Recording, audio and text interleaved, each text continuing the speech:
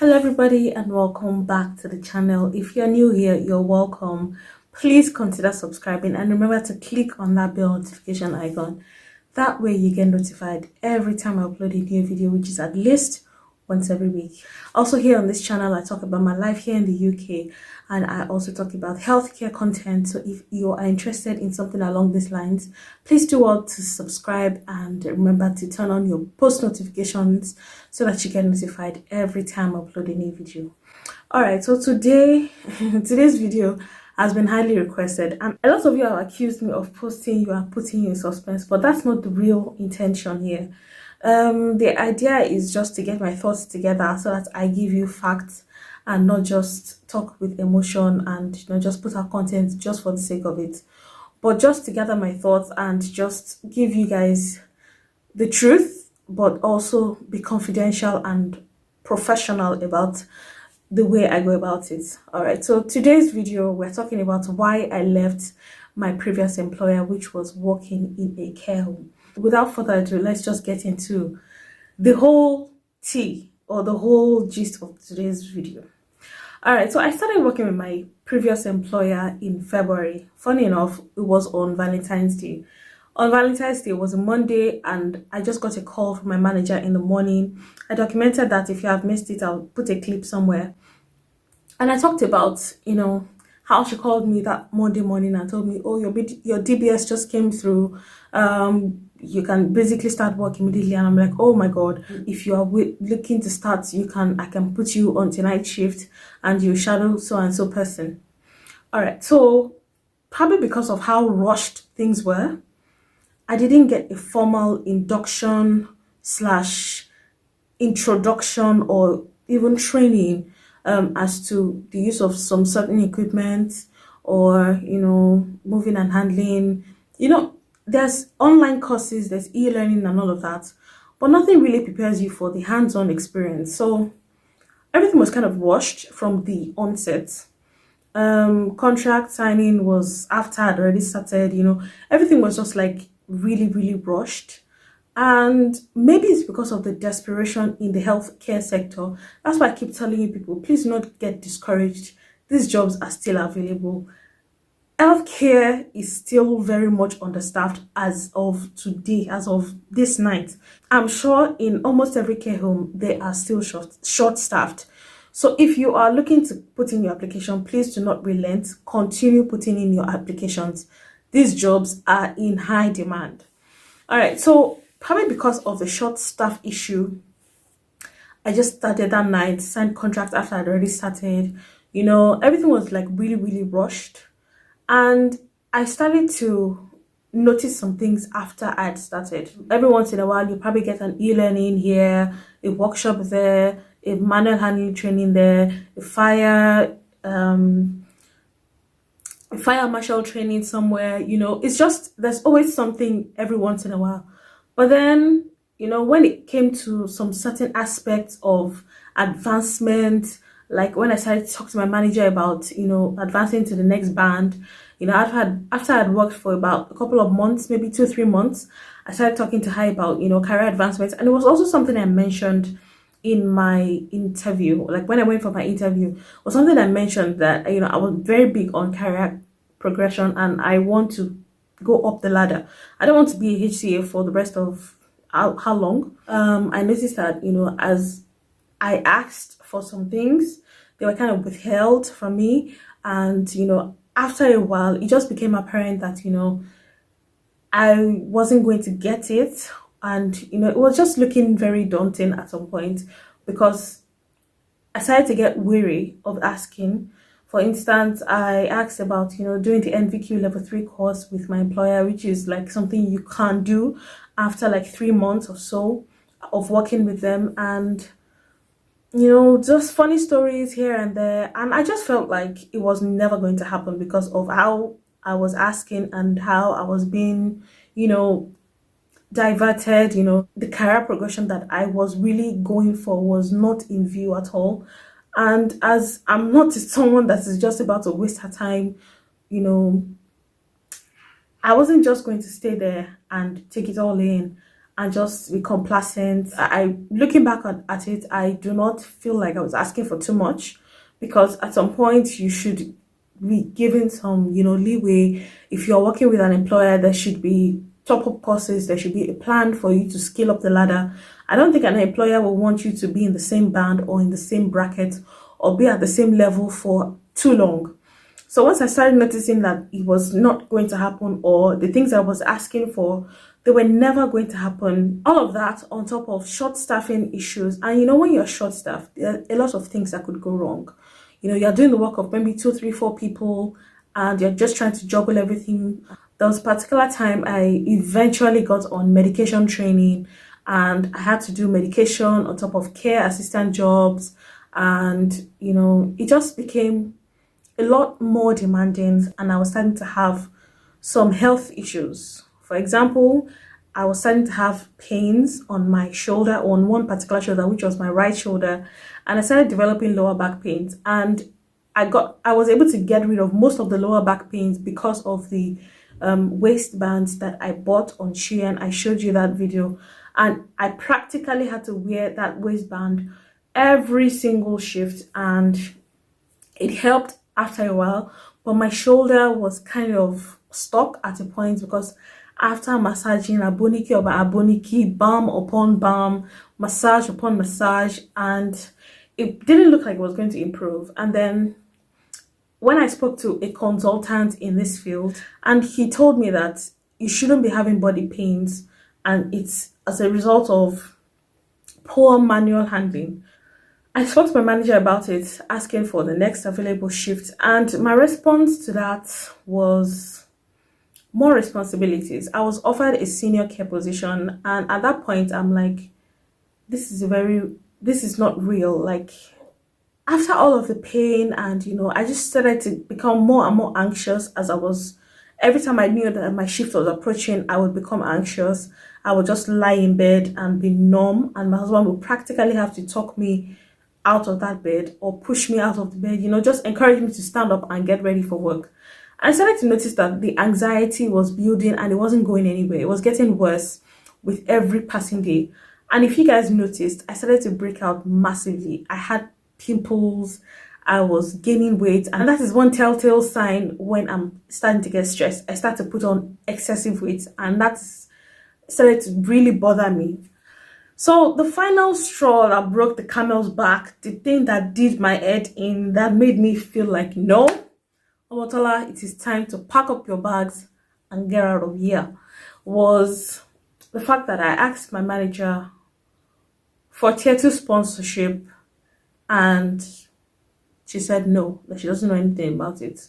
And I knew that was a lie, because we had people working with us who were sponsored from the umbrella company, and I'm wondering what is going on here. Is this thing ever going to happen? How can I be in a place where tier 2 sponsorship is offered or is available, and my manager is saying she doesn't know about it? You don't know the people you employed? Is that what is going on here? So once I noticed that even the thing that all of us are looking for, tier 2 sponsorship, is here, and my manager is withholding it from me, I'm like, I cannot see ya. I gotta move. So I began to look for work. I started throwing my CV out, and one place that I applied to was something that I naturally would not have applied to when I first came into the UK. And that was because I had heard so many things about, this particular aspect of care, and it kind of made me not apply for jobs in that area. But then when I started to talk with people who were actually in that line, and this consultant that I told you about, he actually made me say that this is the safest, this is one area that you might want to develop yourself in, because it has little risks with regards to, laws. And I'm like, okay, why not? I was just going to give it a go. And then I was in the kitchen one day, and I just got a call from a friend saying, oh, I'm at so and so place. They're doing an open day for new recruits for this particular job. And I'm like, as in, it's happening right now. My people, I tied scarf and I ran there. I applied, And then I was hopeful that, I would get the job. But then I continued with my previous employer, but I knew that my time was winding down. And eventually after the first interview, I got a second call saying that, oh, you've been shortlisted. And that was when things started to really boost my mood, even when I would think of times where I would not want to go to work. Things just started to turn around for me because I started to be more excited about going to work because I knew that, okay, so and so time is when I'll put in my notice because I was fed up. I was really fed up. And the staffing issue was one thing that really, really used to piss me off. I don't know why we like working short, but it seemed to be a recurring thing that was never going to go away. To cut the long story short, you guys, I was finally shortlisted, passed the shortlist, was sent the first contract, had a DBS check, where did medical check as well. And that was one particular morning I was in my bed and my husband brought up a letter saying, oh, the mail just arrived. Oh, I think you got the job. I opened it and it was my acceptance letter and I was over the moon. That's why I made that video saying that I was really, really excited. All right, so you guys, to cut the long story short, I am now a mental health care assistant, which is a huge step up from what I was doing before. Right now, I get to do more of what I really want to do, which is to engage in more of emotional support as opposed to the physical part of care. Now, I have been working with my new employer for a couple of weeks now, and men and brethren, I have not seen one part, talk less of even putting on glove. I've not had to wear a glove, you guys. I've not had to put on a glove, and it has been a huge step up for me because mental health, I don't know why. Looking back in retrospect now, I'm like, why did I shy away from this aspect of care? Why did I think working in a care home was going to be the only aspect of care? Why did I think like there was no other option for me? And looking back now, I would advise anybody who is looking to apply to care, if you can find mental health, please go for it. It is something that will totally transform the way you see care. It is less stressful. It is very fulfilling as a job. Personally, the pay is better for me. The working hours are also better for me. I get to do day and night shifts. Really, there's benefits as well because it's a hospital, and there's just things that I did not think that were available to me. And on a platter of gold, even without asking for it, I'm prompted to apply for this benefit, to get this benefit. It's just a lot of it's a huge difference, really, because if you look at the difference between working in a care home and working in mental health, it is different. Like, all you're doing is more of a support work, and you are basically helping people live their best life, encourage them to make better choices, just help you. I actually feel like I'm making more of an impact in people's lives than I was in care with all of the physical activities. So yes, you guys, this is my new job. And now, please put some respect on my name. I'm now a mental health care assistant. And this is more, to me, I feel like this is more dignifying than my previous job. We also didn't wear uniforms. Things are a lot more structured where I work. And, as soon as you get to work, you get an allocation sheet, meaning that you have allocations for each hour that you work. For the 12-hour, 30 minutes, you guys, I now work for 12 hours, 30 minutes, and I'm less stressed than when I was working 12-hour shifts. I would say that if you are considering going into care, please consider mental health. Do not shy away from it as I initially did. I feel like it gives you the ability to engage people more, improve on your people's skills, improve on your communication skills as well. Although the job is less exerting as it was in the care home, I feel like there's a lot more that I'm doing to help my patients, because in the hospital setting, they are referred to as patients or service users.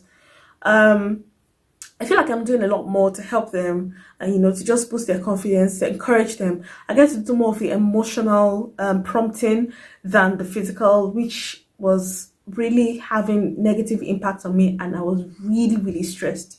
I come back from work and I'm able to shoot a video. You guys, I'm not able to shoot a video when I come back from a care home. I don't want to even talk to anybody. I just want to go and sleep. So yes, you guys, I'm currently loving this job. And what can I tell you? It's the best decision I ever made. I wonder why I didn't go into mental health from the onset. So yes, if you are considering healthcare, please go for mental health. If you also like the physical aspect of care, why not go for a care home? If that's all you can find for the time being, go for it, and then you can look into other aspects of care. So yeah, best decision I ever made, you guys. So that is the story. This is the reason why I resigned, because of staffing issue, and also because I felt like my employer was withholding benefits from me. And yeah, I was just not going to take it. I wasn't going to be there and continue to suffer when I had options. So yes, that is the reason why I left. I hope this answers your question. If you have further questions, please do well to leave them in the comment section. I will respond to all your questions. If it's a personal one, reach out to me on Instagram, and I apologize. Instagram right now, my DMs are absolutely crazy. But if you want answers, quicker answers, consider the Telegram group. I will leave a link to that in the description box. Somebody would definitely have an answer on the Telegram group, even though I'm not as functional or present as I should be, but someone would definitely answer you. And my admins, I just want to say a huge thank you to my admins. You guys are doing the absolute best. You guys are doing the Lord's work on that Telegram group. I honestly appreciate you from the bottom of my heart. I say a huge thank you to everyone who's contributed and helped us throughout our YouTube journey. Thank you so much, everybody. And here's to greater things. Mwah. Bye.